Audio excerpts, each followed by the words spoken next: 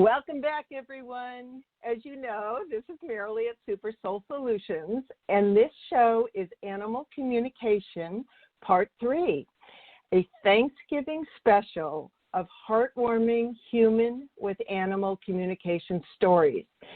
So I want you all to get really comfortable in your fuzzy robes, kick off your shoes, grab a blanket in front of the fire or a hot chocolate or tea to sip with a friend, family, or pet. To enjoy these next 55 minutes, I want you to be totally relaxed.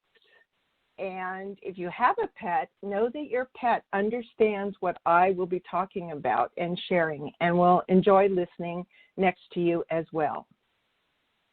So I would like to start with a quote by Chief Seattle. If all the beasts were gone, men would die from a great loneliness of spirit. For whatever happens to the beast also happens to the man. All things are connected. Whatever befalls the earth befalls the sons and daughters of the earth. End quote. So as you learned from part 1 and 2, we, the earth, all nature, and its creatures are connected through the quantum field of oneness. Remember that telepathic resonance is done through feeling, sensing, imaging, knowing, hearing, with a attitude of a childlike sense of open spaciousness and wonder. When world-famous animal communicator Samantha Curry, which I talked about in the previous shows, was asked on television news, what are the tools you use for animal communication? She responded in one sentence, animal communicators are people's last hope. We are translators. So the tools are re-engage the way you were as a child. It is natural and inborn skills that everyone has. And visualize, fantasize, daydream. Just start by pretending and imagine. So communication with everything is divinely motivated simplicity and naturalness at its best. Now, from here on out, I'm just going to be telling you some of my favorite stories that turned out very successfully of humans learning and really dedicating themselves to communicating and understanding all different kinds of pets. So, for you elephant lovers out there, this one was called Elephants Pay Respect. Lawrence Anthony, a legend in South Africa and author of 3 books, including the bestseller, The Elephant Whisperer, bravely rescued wildlife and rehabilitated elephants all over the globe from human atrocities, including the courageous rescue of Baghdad zoo animals during the U.S. invasion in 2003. On March 7, 2012, Lawrence Anthony died. 2 days after his passing, wild elk showed up at his home, led by 2 large matriarchs. Separate wild elephant herds arrived in droves to say goodbye to their beloved man-friend. A total of 31 elephants had patiently walked over 12 miles to get to his South African house. Witnessing this spectacle, humans were in awe, not only because of the supreme intelligence and precise timing that these elephants sensed about Lawrence's passing that occurred, remember, many miles away from them at that time, but also because of the profound memory and emotion his beloved animals demonstrated in such a wise, organized way, walking slowly for days, making their way in a solemn one-by-one queue from their habitat to his house. A man's heart stops, and hundreds of elephants' hearts are grieving. This man's loving heart, healing and protection for these elephants, and now they come to pay loving homage to their friend. Lawrence's wife, Francois, was especially touched knowing that the elephants had not been to their house prior to that day for well over 3 years. Yet, in their understanding of oneness, they know their dear friend had crossed over and knew where they were going and would not stop until they got there. The elephants obviously wanted to pay their deep respects, honoring their friend who saved their lives. They did this not only by traveling, as I said, the long distance, but they stayed when they arrived for 2 full days and nights without eating anything and having many of their heads bowed. The third morning, they left quietly and respectfully, making their long journey back home. Now, elephant expert adds to this, his name's O'Connell, says, to communicate, elephants will normally hold their big ears out like a parabola, scan back and forth. But to detect distant noise and vocalizations, they freeze still and lean forward and put weight on their front legs. Sometimes they'd even lift up a front foot. All of them would do this at the same time. It was too coordinated to be a coincidence. On a most fundamental level, the research, to me, is showing elephants have a whole unique modality for communicating over distance that humans haven't even thought about yet. And for those of you who have been listening and learning about animal communication in the previous 2 shows, you will understand how they communicate. We've discussed that through the quantum field called telepathy, and they also pick up electromagnetic energy through their feet. And how I know that is the elephants told me that. So the next story is for you bird lovers, and it's called An Eagle Kiss, and this is by Jeff Goudry.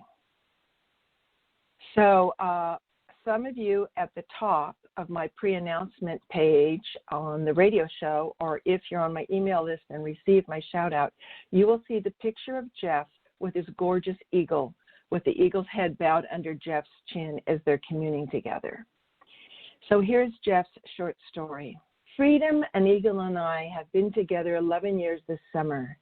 She came in as a baby in 1998 with 2 broken wings. Her left wing doesn't open all the way, even after surgery, because it was broken in 4 places. She's my baby.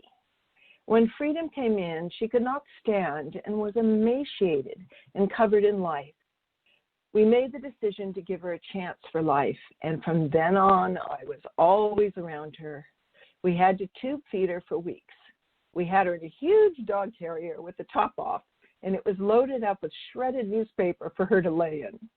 I used to sit and talk to her, urging her to live, to fight, and she would lay there looking directly at me with those big brown eyes. I knew she was listening, and I knew she understood. I just sensed it. This went on for 4 to 6 weeks, and by then she still couldn't stand. It got to the point where the decision was made to euthanize her if she couldn't stand in a week. You know, you don't want to cross that line between torture and rehab, and it was looking like death was winning. She was going to be put down that Friday, and I was supposed to come in on that Thursday afternoon. I didn't want to go to the pet care center that Thursday because I couldn't bear the thought of her being euthanized, but I went anyway. When I walked in, everyone was grinning from ear to ear. I went immediately back to her cage, and there she was, standing on her own, a big, beautiful, proud eagle. She was ready to live. I was in tears by then. It was a very good day. We knew she could never fly, so the director asked me to glove train her. I got her used to the glove and then to Jess's, and we started doing education programs together for schools in Western Washington.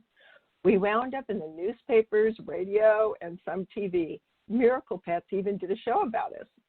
In the spring of 2000, I was diagnosed with non-Hodgkin's lymphoma. I had stage 3, which is not good, 1 major organ plus everywhere else. So I wound up being taking 8 months of chemo. I lost the hair, of course, the whole bit, and missed a lot of work. When I felt good enough, I would go take Freedom out for walks. Freedom would also come to me in my dreams and help me fight the cancer. This happened time and time again, so I could no longer deny it. It was extraordinary. Fast forward to November 2000, the day after Thanksgiving. I went in for my last cancer checkup. I was told if the cancer was not all gone after 8 rounds of chemo, that my last option was only a stem cell transplant. Anyway, they did the test, and I had to come back Monday for the results. A long wait those days were. I went in on Monday, and I was told that all the cancer was gone. So the first thing I did was get up and take my Freedom out for a walk. It was misty and cold. I went to her and dressed her up, and we went out front to the top of the hill. I hadn't said a word to Freedom, but somehow she knew everything. It touches me so much, you might hear me crying as I share some of these stories.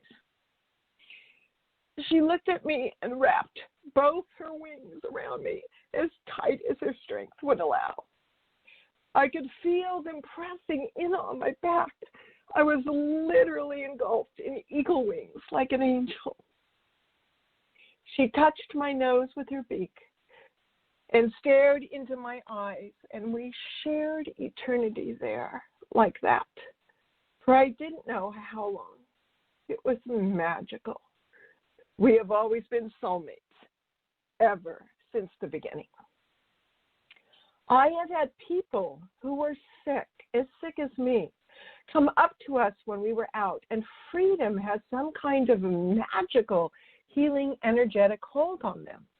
I once had a guy who had terminal cancer come up to us, and I let him hold her. His knees just buckled under him, and he swore he could feel her power coursing through his body. She was sending him healing energy. I have so many stories like that with her. She was indeed a healer for me and many others.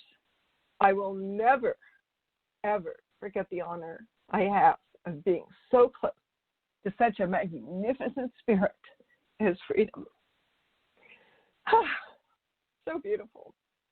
So many of you may have heard of Dr. Temple Grandin, well-known high-functioning autistic teacher, said this about her success with communicating with animals and cows, and perhaps this will help everyone.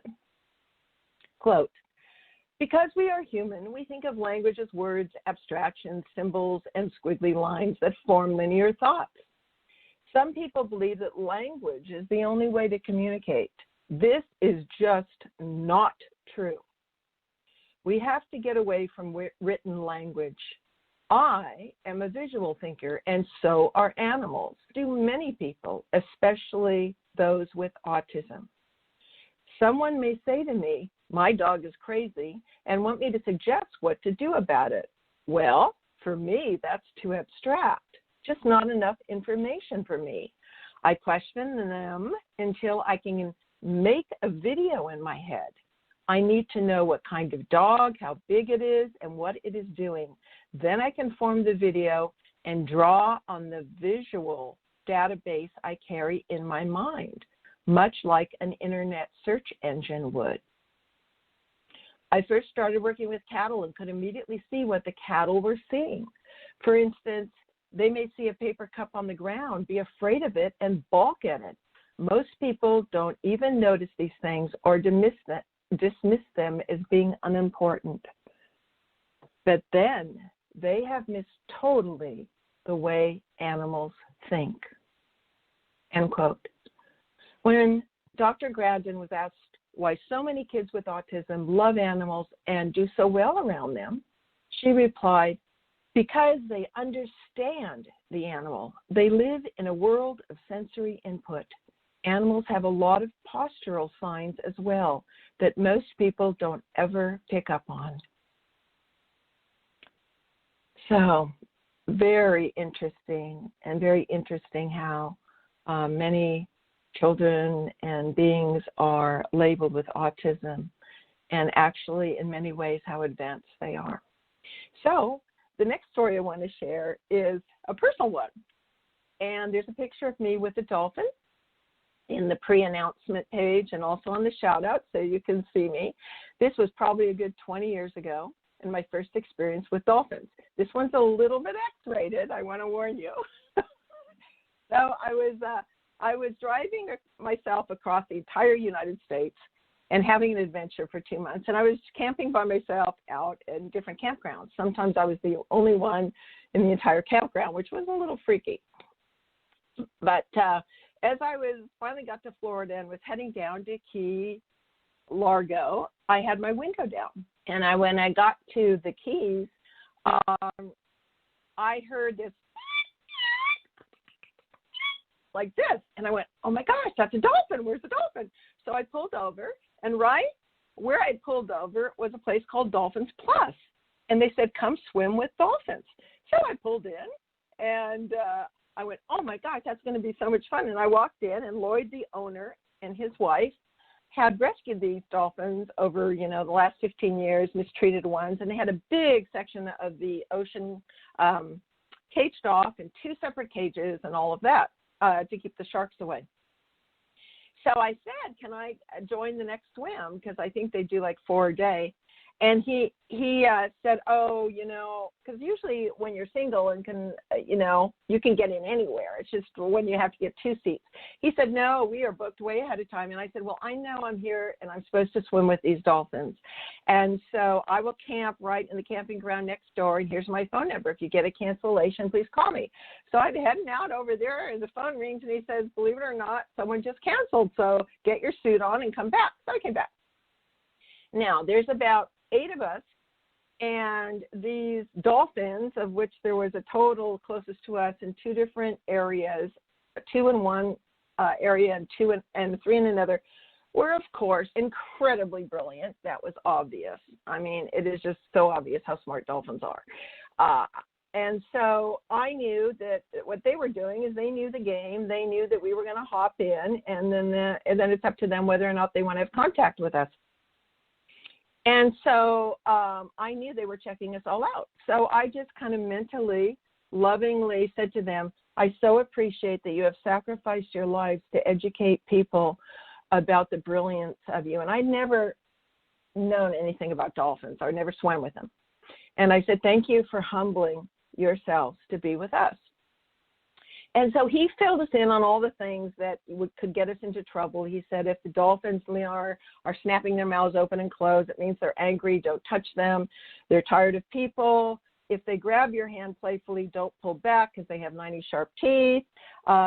They rarely, but occasionally, will be very affectionate with people. They tend to go to children first.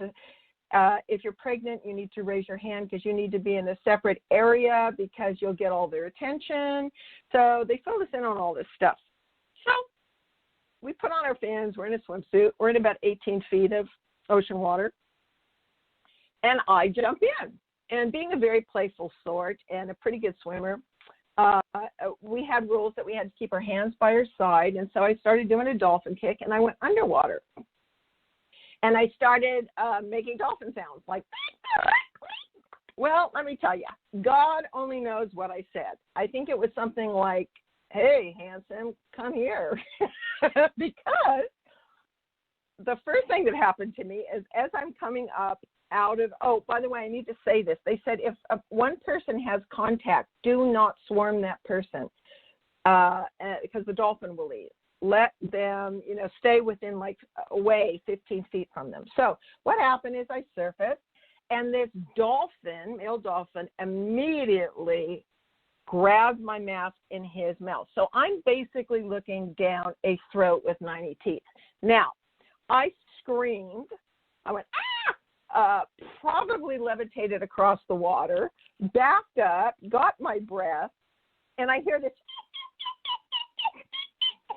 like this. And I turn around, and he's laughing. And I'm like, oh, my God.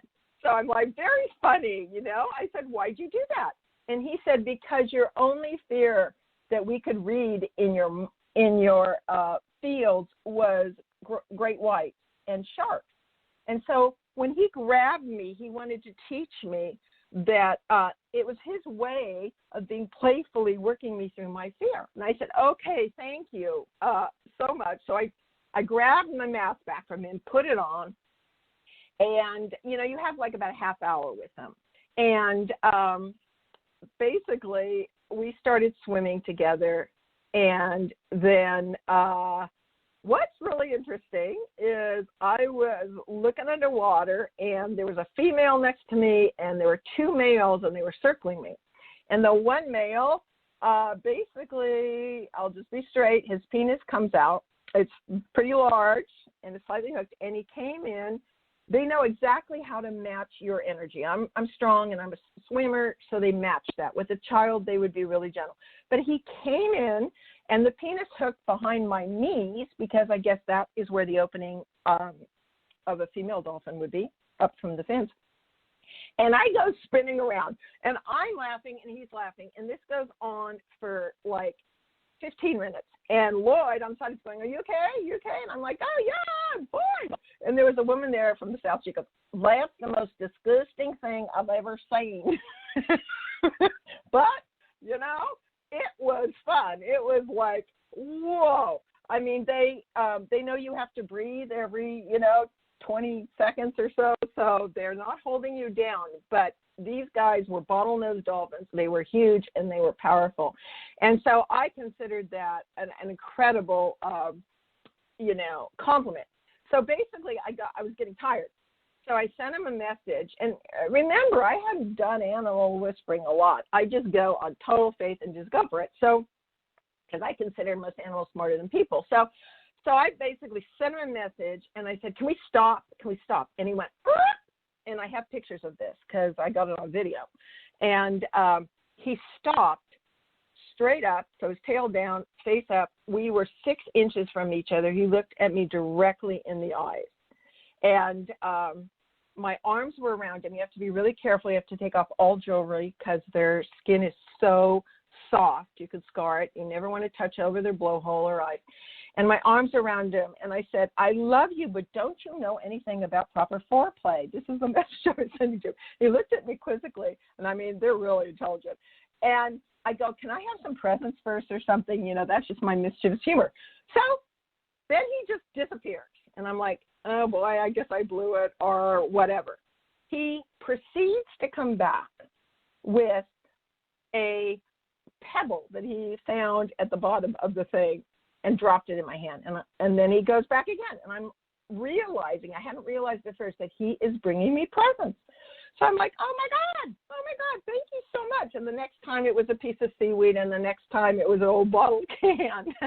And so I said, okay, thank you so much. That's plenty of presents. And then as soon as I said that, he went back to playing with my niece and doing his thing.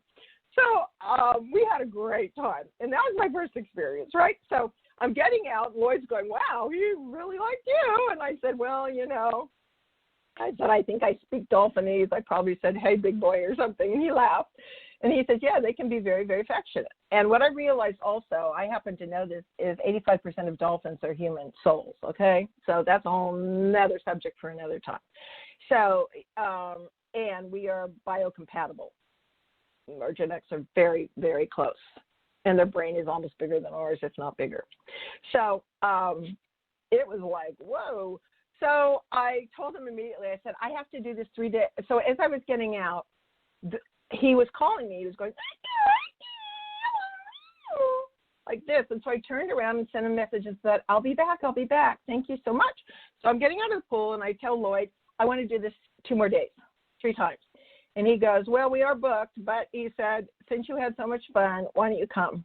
Anyway, we'll get you in. So that night, I had a dream of being a mermaid living in, there are mermaid species on this planet. Huge amount live in the Mariana Trench.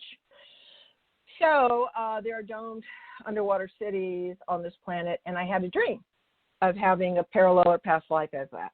And I had a dream of the dolphins were friends and whales, and that I would hold the dolphin's fin, and I wouldn't even have to kick, and we'd go underwater, and we'd come up like this beautiful dance.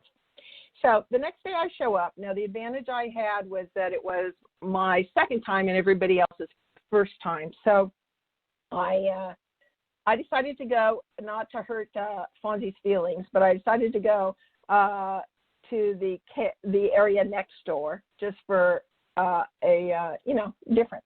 So when it was time for us to go in, I said, Lloyd, can I go to this one? And he goes, sure.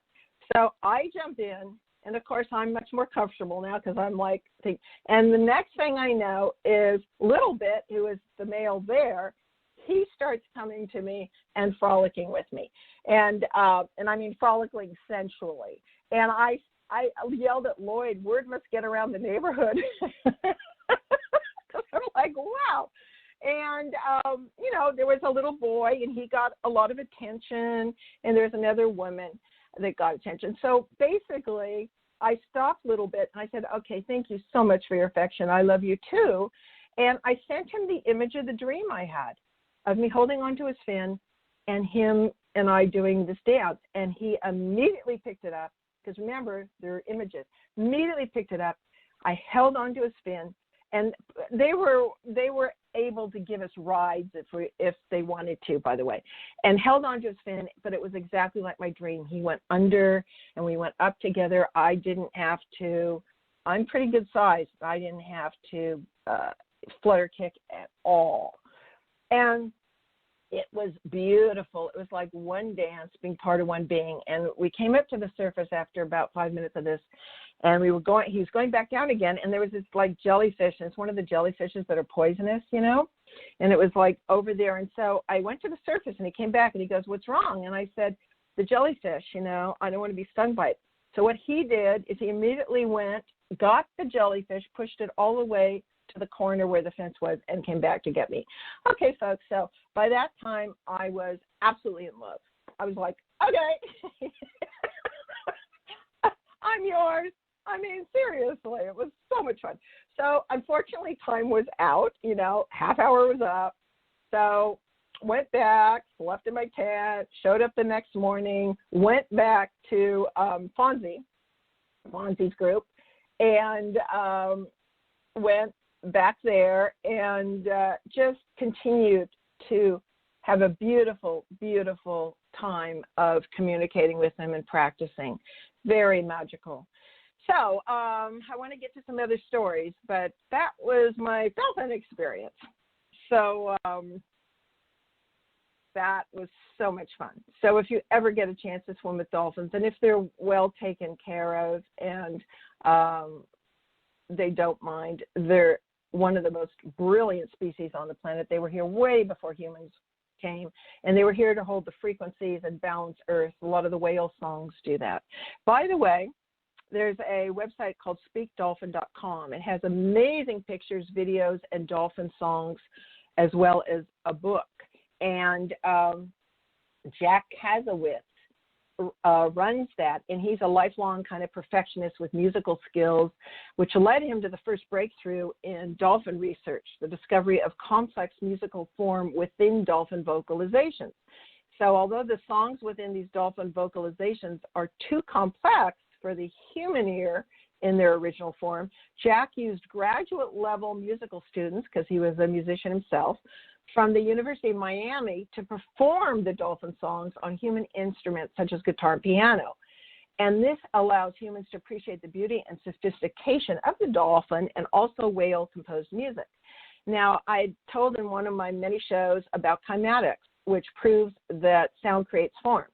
And they now have an invented chymascope, CYMA scope, which they use, which is a new instrument that reveals the detailed structures within sounds, allowing the dolphin's architecture, meaning they see in those sounds, what they're sending, the pictures they're sending in those sounds, to be studied pictorially. And using high-definition audio recordings of dolphins and whales, they have been able to see the beautiful images that arise from that sound. You must go to that website. And also check out kymatics.com, C-Y-M-A-T-I-C-S, okay, because you're going to see the beautiful images and including human forms and what they see in those sounds. It is just so cool. And I don't know if you guys know this, but sound travels much faster in water than in air, probably 4 times faster, something like this.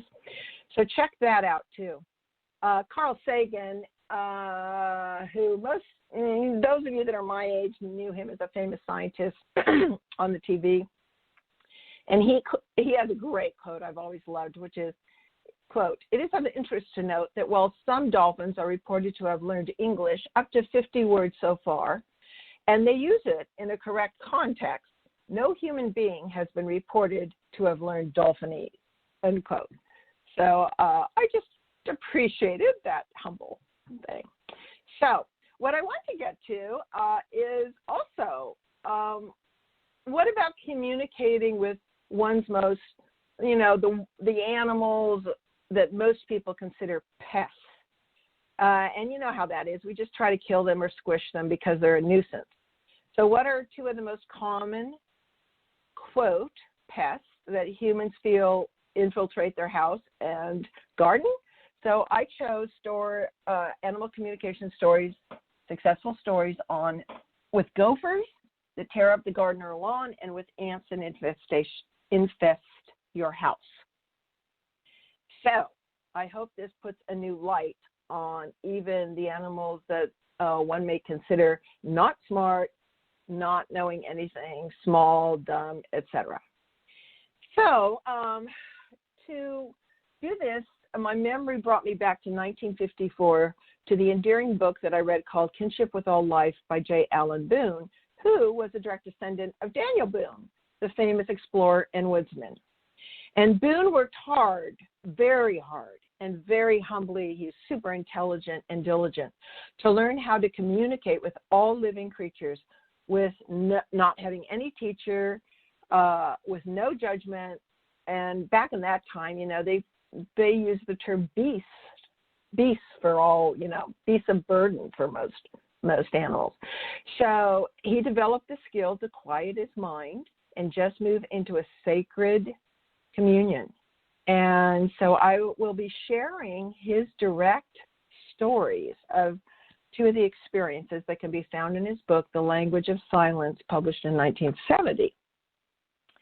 And I dedicate this next story to my friend Lorna, who may or may not be listening, who loves all animals and has a huge magical garden, but still gets gophers digging up things in her.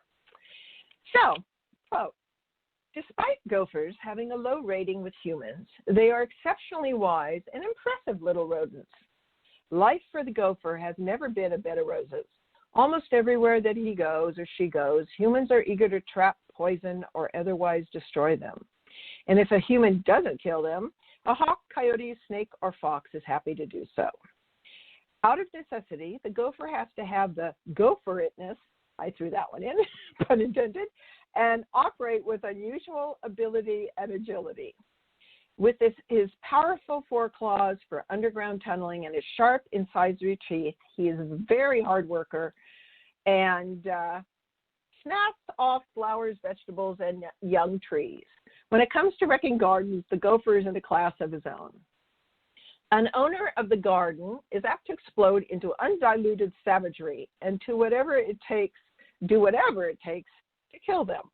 But usually after the killings, other gophers eventually move back into the empty tunnels and take the place of the ones that were destroyed. And so it goes on and on, with neither side seeming to win a lasting victory or truce. This is where animal communication or communion takes place." Boone, who lived in Los Angeles, continues, quote, "It is rarely recognized that the individual human thinking always plays an important part in human-gopher contacts. 3 memorable episodes prove this to me. The first had to do with a wealthy, prominent woman in Southern California, who for many years has bristled with the firm conviction that when she thinks and says about anything is the final word on the subject, and that anyone who disagrees with her is definitely deficient in intelligence. So, as she was strolling through her abundant formal garden one afternoon, she discovered a gopher at work on one of her favorite rare plantings. Furiously angry, she began throwing everything she could find at the little fellow. The latter ducked each flung object with perfect timing and rhythmical ease, then disappeared down his hole. Hurrying to her house, the woman quickly retrieved a jar of guaranteed instant death rodent poison. She dumped the entire thing down the gopher hole with all the murderous hatred that she could send along with it." Early the next morning, the woman hurried out to her garden to ensure that the poison had killed this creature. Putting on her elaborately designed gold-rimmed glasses, she lowered her face to the entrance of the hole to take a look. Almost instantly, there was a horrified scream, and the woman fell over on her side, her face covered in blood. The gopher had indeed bitten her nose with his long, sharp teeth. The bite was serious. She had to be rushed to an emergency hospital. As the ambulance took her away, the gopher calmly emerged from his hole and resumed work on the rare plantings in the garden. Through some personal special detective work on my part, I unraveled the facts. Being a wise little fellow, the gopher had refused to have anything to do with the poison dumped down his hole. He intuitively heard his would-be killer heading his direction and felt her intentions moving towards his hole. As part of his strategy in the conflict of interest, the gopher alerted himself for action just inside the entrance to the hole. When the woman's face came close enough, he let her have it. So, the second episode had to do with another approach, with another prominent woman in Southern California whose beautiful home had a flower garden and a particularly fine vegetable garden. While she was inspecting her garden one morning, she found that a gopher had dug its future home right under a trellis of special cucumber vines, and unfortunately had done a considerable amount of damage to the vines. Instead of going into some form of outer instruction to her uninvited guests, she went into inner action. Okay, this is the teaching. She became as calm and introspective as possible. Then she checked to the extent that she had been living up to her cosmic obligation of always trying to identify the greater wisdom and good in every living thing. In this case, even a vine-eating gopher. She had enough inner spiritual wisdom to know that this gopher problem needed to be solved inwardly rather than outwardly, because the entire phenomenon was taking place inside her own thinking and nowhere else. It was happening exclusively within the boundaries of her own state of consciousness, and consequently, this situation had to be worked out subjectively, owing to the fact that the objective interpretation, whatever its seeming appearance and actions, is always within the subjective observer's own thoughts and prejudices, I may add. So I'm interjecting here to say that this was written in 1954, and quantum physics has only just now proven that it is indeed how reality appears to work, based on the results of their experiment and something called the observer effect. So back to the story. As a woman with alerted intuitive listening and hearing continued subjectively exploring her thoughts, a fact with tremendous meaning and scope began gently unfolding in her awareness. She realized that the cucumber vines, the gopher, and everything else that she could identify were innately all the same eternal energetic substance, all reflections of the same infinite source of life, all expressions of the same infinite mind and heart. They, therefore, were all equally important in the unfolding perfection of divine plan and purpose. She further realized that the individual gopher ruining her vines, was not the real cause for her disturbing situation. The fault was entirely her own. She had for a while been concerned and doing negative thinking about gophers, including having options on how to get rid of them if they took up residence in her garden. We've all been there, right? She had been flinging, as is often human nature, negative thought forms at all gophers whenever they came to mind, and thought forms have a way of manifesting in one's reality by boomeranging back again, and that she became aware of that in her own knowing.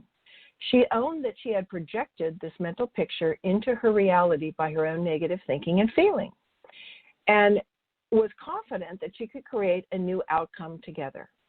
At this point, the woman reminded herself of the golden rule. She remembered that as she bettered her own mind pictures of the gopher in the garden, the so-called outer results had to correspond, as they were aspects of one and the same thing. Even though the woman and the gopher could not see one another at the time, a balance and harmonization began to occur between these two seemingly unrelatable forms of life. of course, throughout the field of all that is. When one heartbeat is in tune with the universal heartbeat, everything one meets will want to cooperate and be friends. The proof of this is after she had this revelation, I like revelation, and sent loving, cooperative thoughts of unification to the gopher, along with respect, the gopher completely stopped destroying the cucumber vines, gave up his newly dug home under them, and moved off her land. Gophers never again came into her gardens. This illustrates how effective such qualities as intelligence, respect, and understanding can really function between any form and life. Third episode, a gentleman who was skeptical that changing one's thoughts towards animals could help at all, let alone the gopher, could be managed, then the gopher communication could be managed by communion and cooperation together, yet managed to sincerely accept the challenge and with a sense of childlike adventure, curiosity, and faith, ended up writing a private letter to the gophers in his garden. And then he pushed down the letter that had the intent and the energy into the gopher holes, the gopher hole that evening. The next morning, he walked out to the garden. He stayed in childlike wonder, and he could not find any fresh tracks or holes made from any gopher. He continued searching daily for several weeks, but not the least evidence of gophers could be found below or above ground. He then understood, for real, that the gophers had somehow understood his sincere, gentlemanly appeal to them and reacted accordingly, like the respectful creatures that they really are. So, what about ants, you may ask? You know, I am guilty of that. I occasionally get impatient and just squish them rather than deal with them in a much mature fashion. Boone wrote a beautiful story called Ant Code. And so I'll share that right now. Quote, for the first time in many years, where I lived in Southern California, my little house had been taken over by members of the Formicordia family, commonly known as ants. I'd accidentally left the door of the old-fashioned icebox open, and I had been out of ice. Remember, this was written back, many years.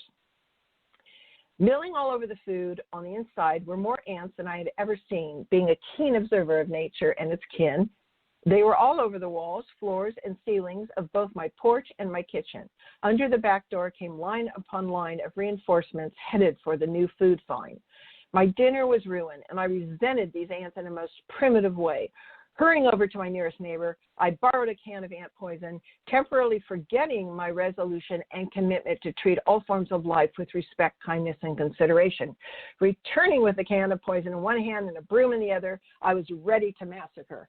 I was resentful. Just going to grab some water. I was resentful that these little bandits could think they could come into my house and get away with it. I was just about ready to engage when my New England conscience started to hiss. It wanted to know why, with all that I had been privileged to successfully experience in animal communication and relationship balancing with both animals and people, I should want to kill these ants. Being in a combustible mood, I took a deep breath and began to reason with myself.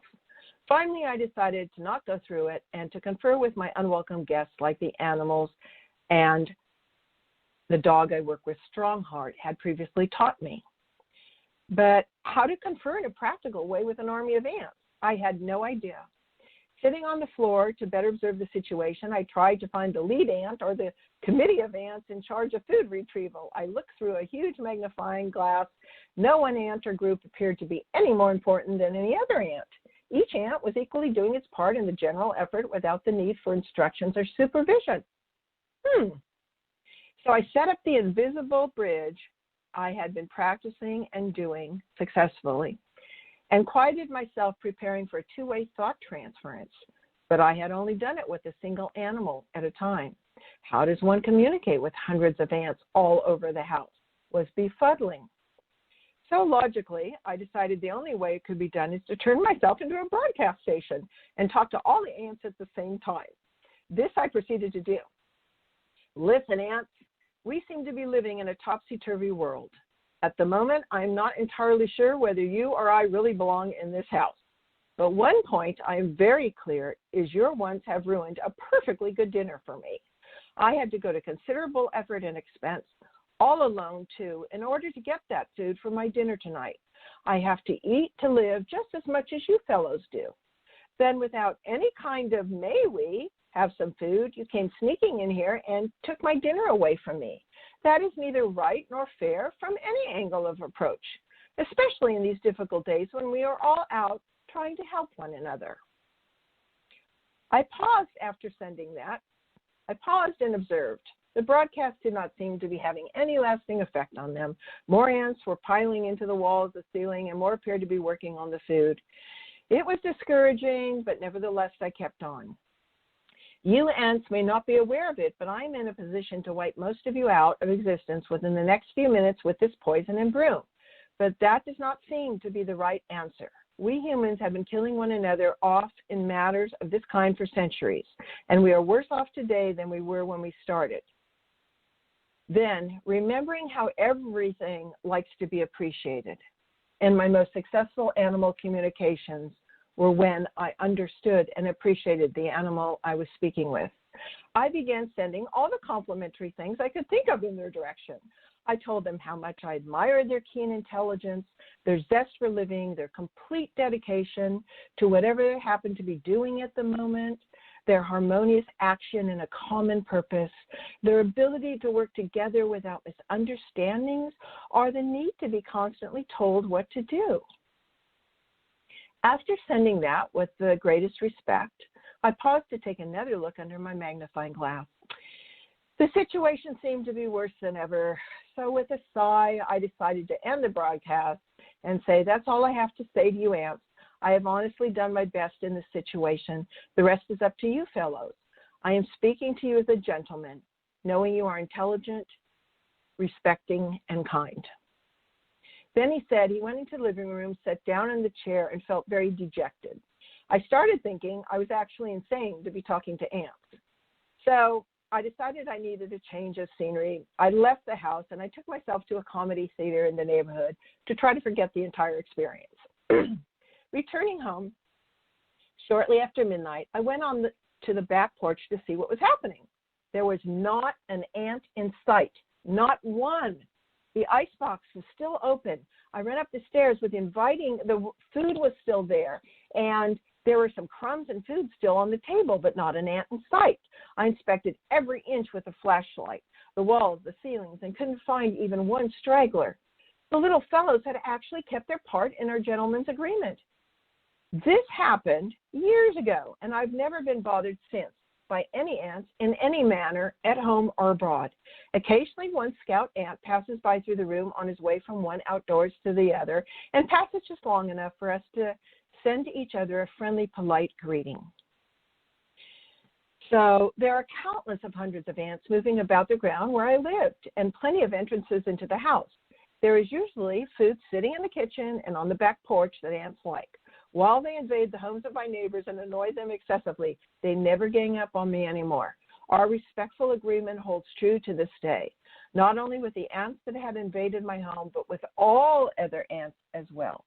It's like holding an invisible honorary membership card in the Ants Union. And that's from J. Allen Boone. I've had the same experience with ants when I lived with one of the most gentle, wonderful men in my life named Anton. To keep it short, a whole team of ants had infiltrated my kitchen counters through that was close to my back door. And when I returned from work, I was really tired, and I looked at that, and there were hundreds, and I was dismayed. And I remembered what I had read, though, in this story years before that I just shared with you. So I did my best to send them messages of love and asked that they kindly leave the indoor part of my house. I told them that I understood they need food as well to survive, so I will be fair and leave you a large dish of honey. If you like that, you can take that back to your hive. I am appreciative of you as a species, what you do, but I cannot have you inside my house. So I'm putting honey on the back porch right now for you on the bottom stair. So I just, went by faith and curiosity and openness, and I went to bed because I was tired. In the morning, I went to the kitchen, curious know if anything had changed, and the most remarkable love letter was waiting for me on the kitchen counter. Every one of those ants had left, except for 20 of them that were forming a moving heart shape on the top of the counter for me to see. I looked at it and tears welled up in my eyes as I responded, I love you too. You are so selfless and diligent in what you do to serve. And with that appreciation, they split from the heart-shaped formation and proceeded in a line to march off the counter, across the floor, and out the back door. So that's my advice for pets. Now, I think I have time for one more story by J. Allen Boo called Strongheart. Strongheart was a very, very, very famous war hero, wartime dog, and movie star in Hollywood. And he came back from wartime as a very triumphant, aggressive, 125-pound German Shepherd. And he was given to a man named Larry Trimble, who's the person who adopted him. And Larry Trimble was indeed very wise, very, very wise. So he said, the German Shepherd named Strongheart, it's important to understand the distinction between training an animal and educating one. I believe our educational system has much the same lesson to learn with children and young adults. People send their animals to trainers to be well behaved. In military at that time, a minimum of intelligence and maximum of force was employed in order to encourage blind obedience, the make 'em or break 'em technique. This breaks down all spontaneity of the soul and initiative. And in Strongheart, they dull down their free will. The animals, in his case, would dull down their free will and, joy of life, just obey the owner.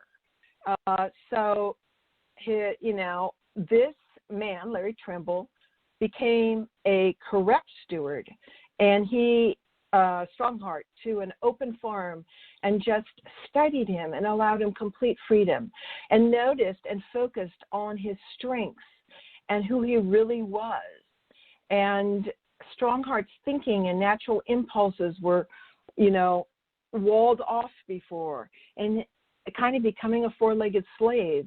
And he wanted to see that without the authority figures and with bringing the best of himself forward, how he would flourish. And indeed he did. An animal educator does just the reverse of a trainer. Moving into a situation with the insight and intuition, she or he places full emphasis on the mental and intuitive natural wisdom of the animal rather than just the physical capacity. She or he treats the animal as an intelligent fellow being whose capacity for development and expression she or he refuses to limit in any direction, just like a healthy parent should. She or he knows that the appearance, actions, and accomplishments are just an outward expression of its state of mind. The animal communicator seeks to assist the animal to make use of its thinking and reasoning faculties so that there will be corresponding results in the look, character, and actions. Initially returning from war, Strongheart was aggressive, set in his ways, and opposed to changing his thinking and behavior patterns, a type of rigidity that worked in wartime but was a liability socially. With Larry Trimble's caretaking and love, this ever ready to explode mixture of superiority, dislike, indifference, and annoyance that this dog had, and completely suspicious and watchful of everyone, was shifted into the best of his talents and graces that were buried beneath the dog's tough physical exterior and never allowed to develop. They needed to be liberated. They did not need to be developed. Trimble began opening up all sorts of ways for Strongheart's imprisoned splendor to escape into expression. Starting off meager at first, it moved into spontaneous abundance. This big war dog was helped to know, to be, and to share his true, real self, not the conditioned one. And it was this unrestricted sharing of his real self which enabled Strongheart to accomplish the most incredible things he did and to achieve his unsurpassed rating in the world of entertainment, to the point where it was evident he could read everyone's mind, knew what they were thinking, knew if they were pure of heart, and would act accordingly. Again, what opened the dog up to his true self is what opens us humans up to be our true selves. Someone seeing who we truly are and giving us enough space and freedom to allow that to come forward, controlling rigidity, respecting, trusting, and encouraging while working in communion. That's how we need to be working with all of life, its creatures. So with that, I could share more, but that will be for a later time. As Shakespeare said, we were all made of the same stuff eternity is made of. So on this day of thankfulness, may our heartbeats